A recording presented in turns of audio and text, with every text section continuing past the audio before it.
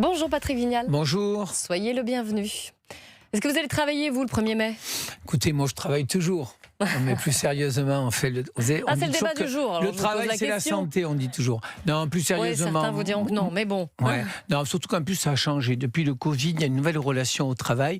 Ma génération, mes parents me disaient il faut que tu aies un CDI, faire une famille. Aujourd'hui, les jeunes ont raison. Ils veulent changer cette relation. Cela dit. Ah là, on digresse, oui, je vois. On pourrait aller sur un débat qui est intéressant d'ailleurs, mais qui n'est pas le nôtre aujourd'hui. On a du temps ? Mais quand même. Alors, on y va sur le 1er mai. Faut-il autoriser, comme Émilie Dès vient de le dire, certaines professions à travailler le 1er mai? On pense à des boulangers, à des fleuristes. Vous savez, il faut faire confiance aux fédérations. Moi, je connais bien les boulangers, les fleuristes, parce que j'avais bossé avec eux pendant le Covid. Il y a 20 000 boulangers et fleuristes. Moi, je pense qu'ils doivent travailler s'ils en ont envie.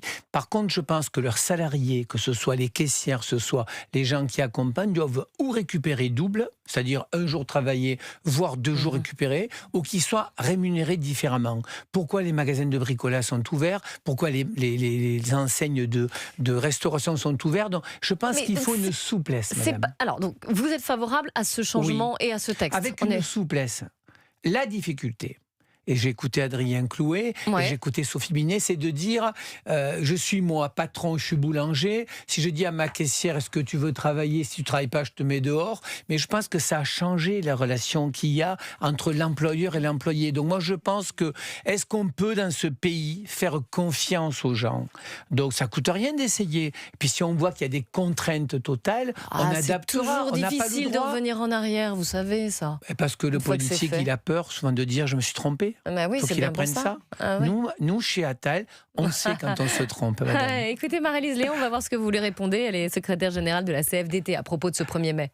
Quand vous êtes dans une boutique où la présence du salarié va faire en sorte que l'ouverture pourra se faire ou pas, je pense qu'il n'y a pas véritablement de choix pour le salarié. Mais il y a aussi des cas, l'employeur va lui dire si tu ne viens pas, je ne peux pas ouvrir. Oui, ça sera ça la question qui sera posée. Il y a des cas où le commerçant a besoin de cette journée pour justement avoir des rentrées d'argent qui permettent à la société ou au commerce de subsister. Vous pensez vraiment que le chiffre d'affaires et la soutenabilité d'un commerce, elle se joue sur une journée? Ça n'existe pas pour vous.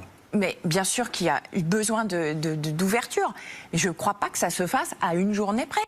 Patrick Vignal, qu'est-ce que vous lui répondez? Alors moi, d'abord, je dis à Madame Léon que je m'excuse parce que la réforme des retraites, on l'a fait, on n'a pas voulu écouter la CFDT à l'époque, c'était Laurent Berger. Il faut toujours écouter la CFDT, j'ai pas de souci avec ça. Cela dit, je vais vous dire franchement, le monde a changé. Je vous donne des exemples. Moi, je connais des gens qui traînent dans les grandes distributions, qui ont été OK travailler le dimanche parce qu'ils étaient payés double ou parce qu'ils pouvaient récupérer 2 jours. Est-ce qu'en France, on peut travailler sur de la souplesse? Donc, encore une fois, je suis convaincu qu'un boulanger qui veut ouvrir, il fera tous les efforts pour que ses salariés puissent être présents ou qu'il y ait un turnover. Enfin, quand même, madame, on parle d'une journée. Vous savez pourquoi la France ne marche pas? Parce qu'en vrai, c'est une France qui est sclérosée constamment. On passe le temps à tout complexifier.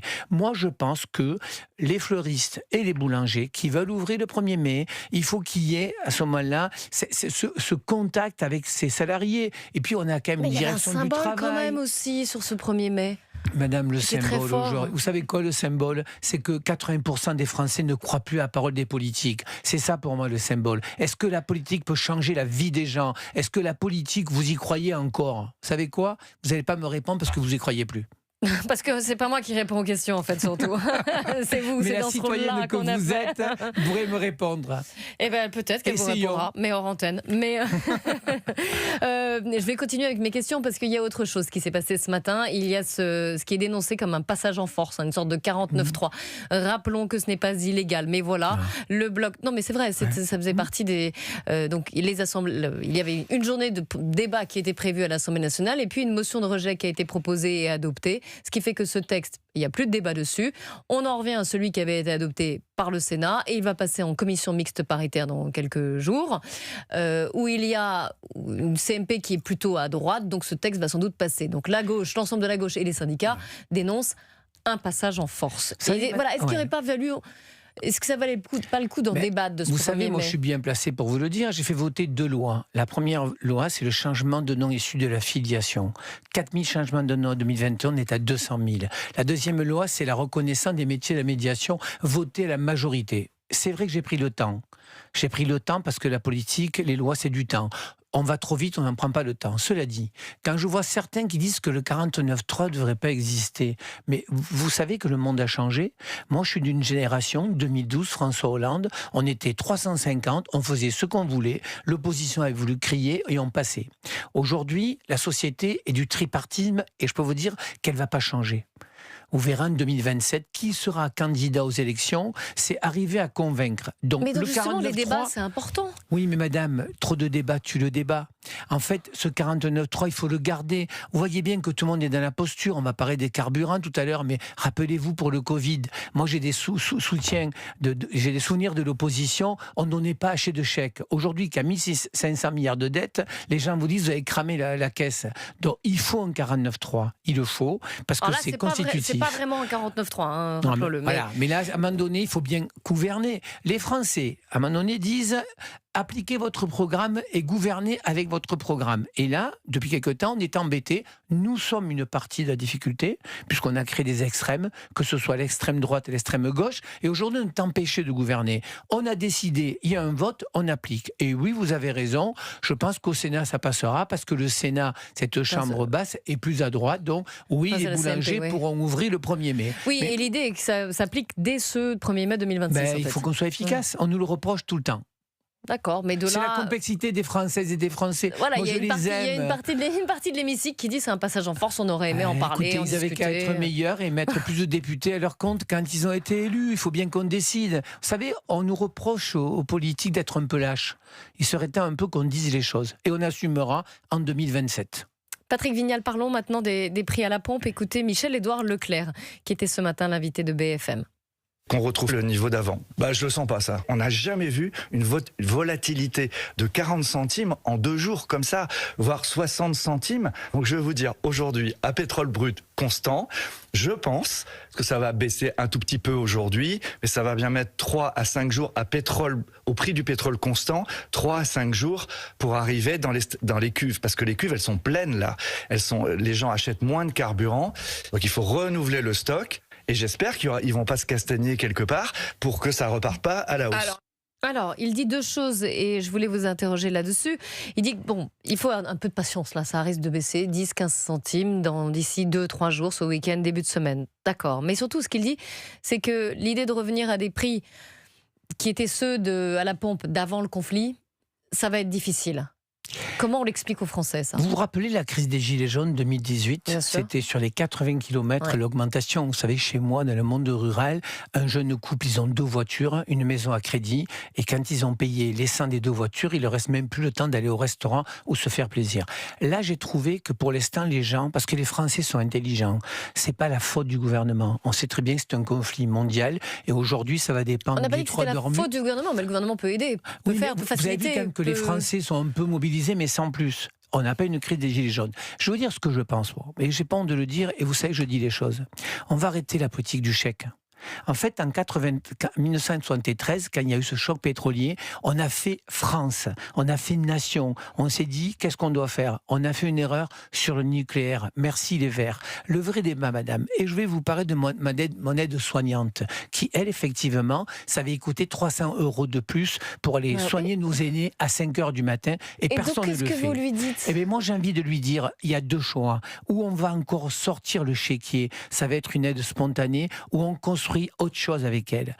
Vous savez, quand même, aujourd'hui, on doit passer à l'électrique. Mais ça va prendre. Mais madame, construire quelque chose, c'est des plans. Là, c'est des plans à 5-10 ans. Alors, je vais vous le dire. Vous préférez avoir un pays qui, chaque fois, avait des chèques et une dette, ou vous avez envie d'avoir des politiques qui construisent une autre société ? Oui, mais comment elle fait là, je vais vous donner l'exemple. Ce mois-ci, pour terminer le mois.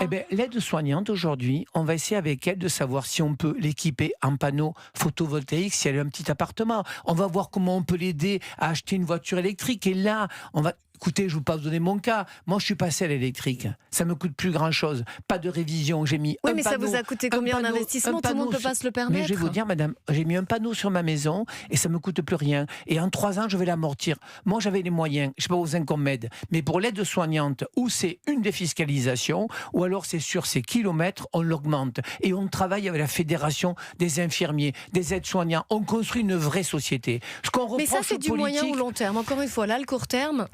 Mais le court terme, s'il faut trouver 200 ou 300 millions d'euros, on va le faire. Mais moi, est-ce qu'on ne pourrait pas avoir des femmes et des hommes politiques qui construisent un avenir? Vous voulez notre exemple? Les logements sociaux. Moi, j'ai des gens qui m'écrivent en me disant, j'ai 500 euros de logement, mais j'ai 200 tous les mois de factures d'électricité. On a des maisons qui sont des passoires thermiques. Donc, il faut qu'on ait un gros travail sur la prime rénov', madame. Mais il faut qu'on fasse rêver les Français et qu'on le fasse à 10 ans. Sinon, l'année prochaine... Mais madame, ils veulent des réponses maintenant. Mais on trouvera, passagèrement. Mais on ne va pas sortir 10 milliards. Quand je vois l'opposition, pour ne pas citer Marine Le Pen, qui dit il faut passer la TVA de 20% à 5%, c'est 10 milliards. Vous savez quoi? Mais les 10 milliards, moi j'ai envie de les donner à des gens qui se lèvent le matin. J'ai envie de rénover leur appartement. Adrien Clouet, qui disait de LFI, qui était à votre place il y a quelques instants, disait là il faut geler les prix. Qu'est-ce que vous lui dites? Mais moi, je pense qu'on peut aussi pour taper, le carburant, mais on peut taper dans le portefeuille de notre ami Patrick Pouyanné. Je pense que c'est 2 milliards, je crois, qu'ils ont fait. En fait, on est coincé. Où on dit la Macronie, c'est le président des riches et on veut jamais taper au portefeuille. Moi, j'ai pas de souci. Pendant la réforme de retraite, je l'ai dit, les très, très, très riches, on pourrait leur prendre 2%. Mais une fois que je vous ai dit ça, moi, ce qui m'intéresse, c'est faire en sorte qu'on ait moins besoin de pétrole. Moi, j'ai envie qu'avec le leasing des voitures à 100 euros, tout le monde puisse en profiter. Moi, j'ai envie qu'on puisse avoir des logements qui soient plus énergivores, parce que ça, c'est construire l'avenir. Les gens qui habitent les logements sociaux, ils y habitent pour très longtemps. Les gens qui veulent se déplacer, mon aide-soignante, ça va baisser le carburant. Alors, ça ne reviendra peut-être pas à 1,80 €, mais ça va baisser. Mais moi, c'est pas ça que j'ai envie de proposer. J'ai envie de dire, l'aide-soignante, que partir en électrique, ça coûtera moins cher sur le long terme. Et c'est vrai que vous avez raison, on doit répondre une partie à l'urgence, mais on doit construire un projet société. Et dans le projet société, on va arrêter d'être dépendant de notre ami Trump, qui du jour au lendemain, excusez-moi, peut nous mettre le bordel dans notre économie française. Patrick Vignal, ancien député Renaissance, conseiller politique de Gabriel Attal et l'invité des grands entretiens politiques d'Europe 1. On marque une courte pause, très courte. Restez avec nous sur Europe 1. Le 3e est offert. Tout ce qui compte pour vous existe à prix Leclerc. Modalité magasin et drive participants sur www.e.leclerc. Pour votre santé, limitez les aliments gras, salés, sucrés. 13h, 15h, Europe 1 Info. Et la suite des grands entretiens politiques d'Europe 1 Info, c'est avec vous, Kelly Mathias, et votre invité, Patrick Vignal, ancien député Renaissance et conseiller politique de Gabriel Attal. Patrick Vignal, dans un instant, on parlera de la une de Paris Match et de la love story entre Jordan Bardella et la princesse de Bourbon. Mais juste avant, je voudrais revenir sur le grand entretien que donne Laurent Nunez au Figaro ce matin. Le ministre de l'Intérieur qui avait déclaré, c'était le mois dernier, ne pas être celui qui ira expliquer à des enfants qu'en portant le voile, elle menace le vivre ensemble républicain. Et il dit aujourd'hui, mes propos ont été sortis de leur contexte en oubliant la fermeté qui me caractérise tant dans le verbe que dans chacun de mes actes. Il a réaffirmé être opposé à ce que des enfants portent le voile. Dans le même temps, il avait également affirmé, toujours le mois dernier, qu'Emmanuel Macron était attaché à développer et à mieux faire connaître l'islam. Maladresse, dit-il aujourd'hui, précisant que la République n'a évidemment pas à s'occuper de la promotion de l'islam ni de toute autre religion. C'est ce qui s'appelle l'art du rétropédalage. Patrick Vignal. Vous savez, on a le droit d'être maladroit. On a le droit de dire des conneries. On a le droit, mais en tant que ministre de l'Intérieur sur des sujets aussi sérieux, aussi sensibles, est-ce qu'on peut se le permettre? Écoutez, moi, je connais bien Laurent Nunez, ça fait partie de ces ministres qui savent de quoi ils parlent. Et c'est bien d'avoir des ministres très politisés dans un gouvernement et des ministres plus techniciens. C'est un technicien. Moi, je peux vous dire que tout le monde salue son action quand il était préfet ou quand il était au renseignement. C'est un excellent préfet, madame. C'est un très bon ministre de l'Intérieur. C'est ce que j'allais vous poser. Est-ce qu'en tant que ministre, il a sa place? Je vais vous dire, c'est un très bon ministre de l'Intérieur. Moi, je vois, j'ai bossé avec lui sur le narcotrafic, sur les épiceries de nuit. C'est quelqu'un de compétent, quelqu'un de rationnel. Oui, il a dit une connerie ce matin-là. Il aurait peut-être dû pas boire 2 cafés. Oui. Madame, vous savez, le problème que l'on a... Vous vous rappelez, on a eu un débat tous les deux sur est-ce qu'on peut se dire j'ai dit une connerie. Il a dit une connerie. Voilà. Et je sais c'est un défenseur de la... Il y avait les circonstances. Il était à la Grande Mosquée, il y avait ce tutoiement. Enfin... Bref, cette vidéo, elle a heurté beaucoup de gens et au sein même du gouvernement aussi. Moi, je vais vous dire, ce qui m'intéresse, c'est les actes. Voilà, il a une parole maladroite, il s'en est expliqué. Moi, ce qui m'intéresse, c'est les actes. Ce qui m'intéresse, c'est de mettre des bleus dans la rue. Ce qui m'intéresse, c'est d'avoir un ministre de l'Intérieur qui est ferme. Et c'est vrai que, je le dis, c'est pas le ministre le plus politisé de ce gouvernement, mais c'est un ministre qui sait de quoi il parle. Et je pense que, franchement, vous verrez que l'avenir nous le dira, ça sera un très bon ministre de l'Intérieur. Ça sera ? Oui. Pourquoi pas le présent? Et parce qu'en 2027, je ne sais pas qui sera ministre, mais on se dira que Laurent Nunez aurait été un excellent ministre de l'Intérieur. Et vous n'avez pas l'impression quand même qu'il décricote ce qu'a fait son prédécesseur? Je vais y venir parce que là, ouais, allez-y, répondez. Alors, c'est toujours la difficulté d'un ministre. D'ailleurs, on en a passé 180, je crois, ou 200, je ne sais plus combien de ministres. C'est presque des CDD de 3 jours. C'est sûr qu'en termes de continuité de l'action publique, on a vu mieux. Mais... Vous savez que je dis les choses, donc je vous concède le point. Chère madame, c'est compliqué, effectivement, on ne sait plus qui est ministre. Mais en fait, le vrai débat, c'est la réflexion sur les ministères. Ça suffit d'avoir 41 ministres. Moi, je plaide depuis longtemps sur des portefeuilles ministériels où il y a des grands portefeuilles, où il y a une vingtaine de ministres. Parce que c'est vrai que si demain vous êtes nommé ministre, vous allez vouloir marquer votre empreinte, vous allez bosser sur une loi, vous allez dire à vos directeurs de cabinet, trouve-moi une loi à pondre. Ça suffit, ça.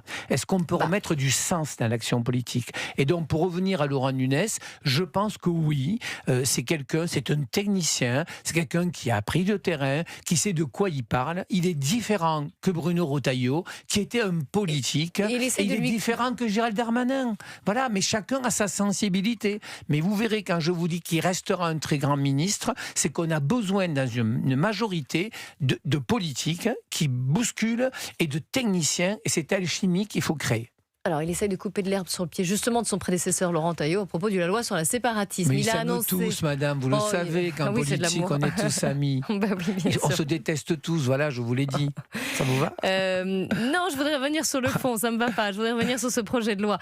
C'est un projet de loi donc, sur le séparatisme qui répond au rapport de 2025 sur l'islamisme politique en France, un rapport qui avait fait beaucoup parler. Et donc, à la fin du mois, en Conseil des ministres, il sera présenté, ce projet de loi. Ça complète la précédente loi de 2021, il y aura des nouvelles dispositions, par exemple permettant de dissoudre plus facilement, plus rapidement certaines structures essentielles. Vous savez, je suis d'un territoire où la ville de Lunel a été touchée. Départ au djihad de 6 gamins qui sont allés se faire exploser à Lunel. Donc j'avais fait venir d'ailleurs le recteur de la mosquée de Paris, une rencontre avec des gens sur Lunel, je sais de quoi je parle. Oui, c'est compliqué notre pays. Oui, on a été laxiste. Oui, on a mis les gens dans l'entre-soi des pauvres. Oui, on a créé des quartiers où on ne peut plus rentrer.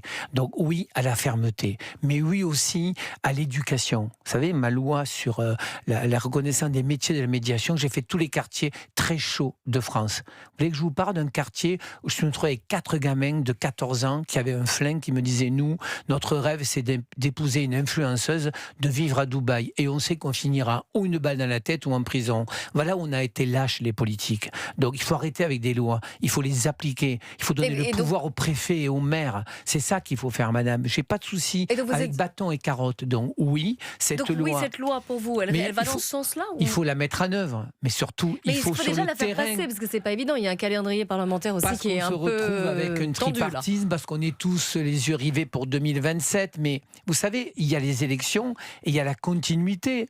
Il y a la continuité de l'État. Moi, je peux vous citer mes préfets que j'ai eus, j'en ai eu 9, quasiment tous, ils étaient sur le terrain, ils étaient assez fermes. On a un vrai débat aujourd'hui avec les religions, quelles qu'elles soient.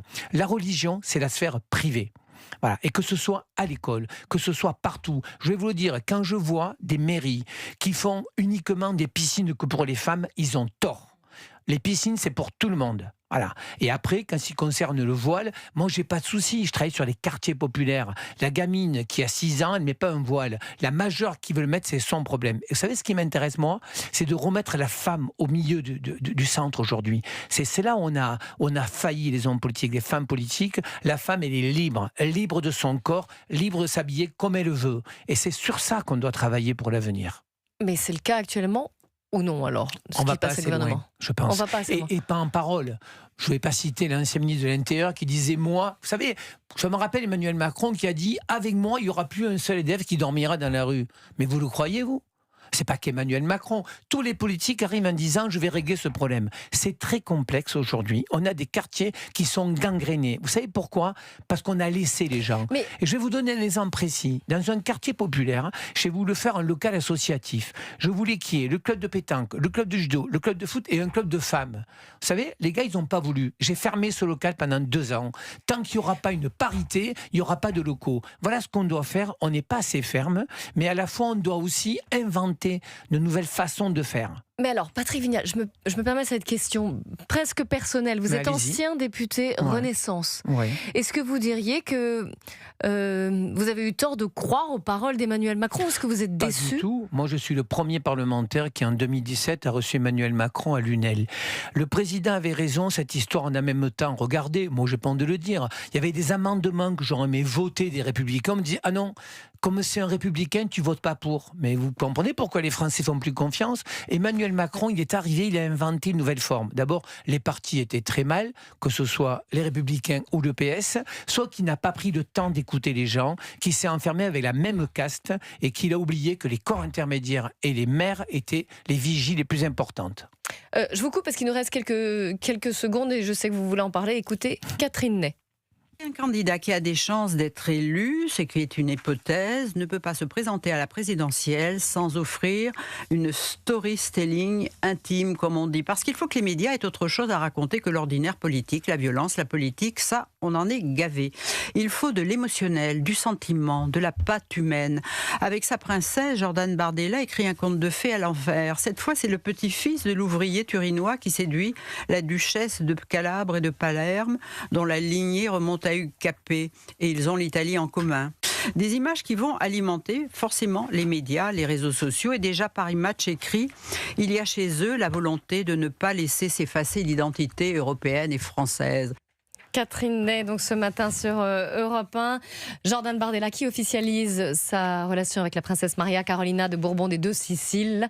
Une relation officialisée par Paris Match qui en fait sa une. Patrick Vignal, écoutez, d'abord, moi je vais être juste. Emmanuel Macron a fait la même une en 2016 avec Brigitte. Donc ils le font tous. Hein. Donc c'est un fait politique ? Non, mais il a raison, la communication, ça fait parler les médias, tout le monde en parle, j'ai pas de souci. Par contre, moi je vais interroger les gens du monde rural qui m'ont dit... Et qu'est-ce qu'ils en pensent ? Qui m'ont écrit à moi me disant « Monsieur Vignal, la Macronie, président des riches, vous nous aimez pas, alors que le Rassemblement national, ils sont près de nous, ils nous aiment, eux, ils savent ce que l'on vit. » Écoutez, mon petit beau gosse Bardella, parce que moi j'ai des gens qui me disent Jordan est beau, on va voter pour lui. On en est là aussi. Eh bien Jordan aujourd'hui, il va se marier avec une princesse qui est gavée de thunes, vous nous annoncez et qui va avoir des grands châteaux, qui va avoir du homard et du rosé tous les jours, et il s'occupe comment de mes gens de Lunel qui ont raison. Ah donc pas vous pensez public, que ça ne va pas servir le Rassemblement national, pas de maison de santé, tout ça. Et il est près du peuple de quoi ? De quel peuple il est près ? Donc à côté, le président des riches, à côté, il est petit par rapport à Caroline de Médicis, je ne sais pas de quelle. Non, alors Maria Carolina de Bourbon des Deux Siciles. Donc je pense que c'est un mauvais coup pour le Rassemblement national. Mais ça va peut-être faire plaisir à Marine aussi. Merci beaucoup. Patrick Vignal, ancien député Renaissance et conseiller politique de Gabriel Attal. Je ne sais pas si vous serez invité au mariage. Hein. Si, mariage il y a. Merci d'avoir Comme témoin, je veux bien participé aux grands entretiens d'Europe 1.